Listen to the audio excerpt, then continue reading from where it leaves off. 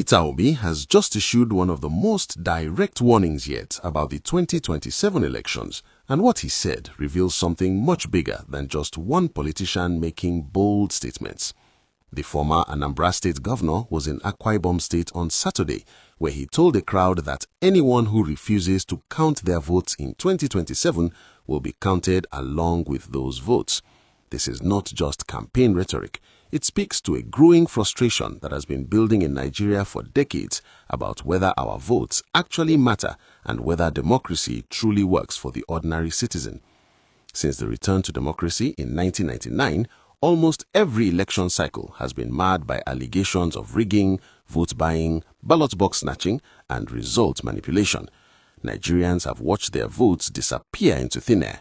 They have seen results announced that do not reflect what happened at polling units, and they have witnessed electoral officials declare winners in ways that defy basic arithmetic.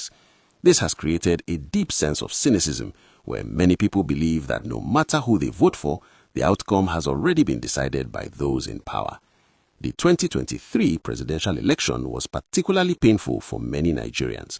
The introduction of the bimodal voter accreditation system and the promise of real-time result transmission gave people hope that things would be different. Citizens came out in large numbers, they waited in long queues, and then they watched in dismay as the electronic transmission system failed and results were announced that many believed did not reflect reality.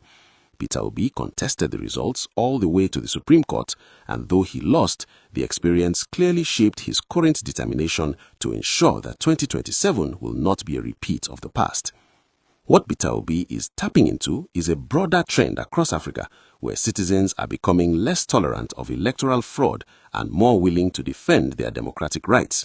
We have seen this in Kenya, where citizens used technology to independently verify election results, and in Ghana, where strong institutions have ensured peaceful transitions of power. Nigeria, as the largest democracy in Africa, cannot afford to lag behind in this movement towards genuine electoral integrity.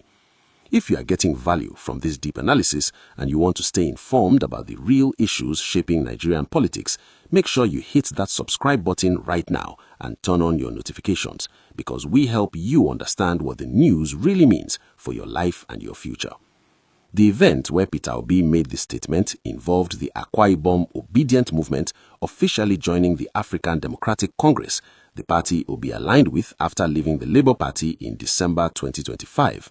With the presidential election scheduled for February 20, 2027, we are now in the active phase of political campaigning and strategic positioning.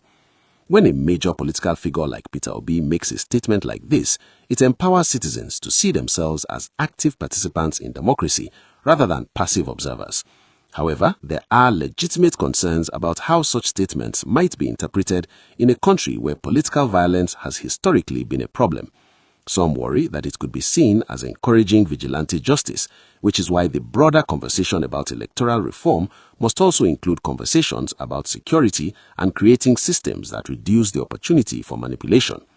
Interestingly, today also saw comedian D1 criticize Peter Obi's political strategy, arguing that he cannot win with sympathy votes alone and needs to be willing to spend money on campaigning.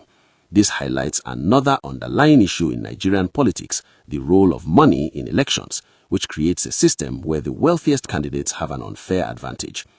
Beyond just the immediate politics, this conversation touches on fundamental questions about governance and accountability.